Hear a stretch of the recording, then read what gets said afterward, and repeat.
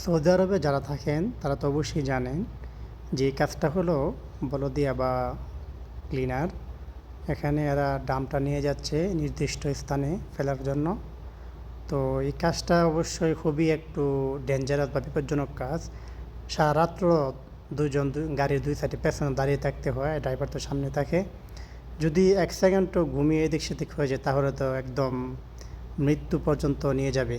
তো সেজন্য এই কাজটা খুবই কষ্টের কাজ, পরিশ্রমের কাজ। এই যে ভাইয়ারা কাজটা করতেছেন, এটা যারা করেন হয়তো তাদের একটু সামান্য সীমিত একটু আলাদা একটা কোনো কিছু একটু পাওয়া যায় কি সেটা আপনারা বুঝে নেবেন।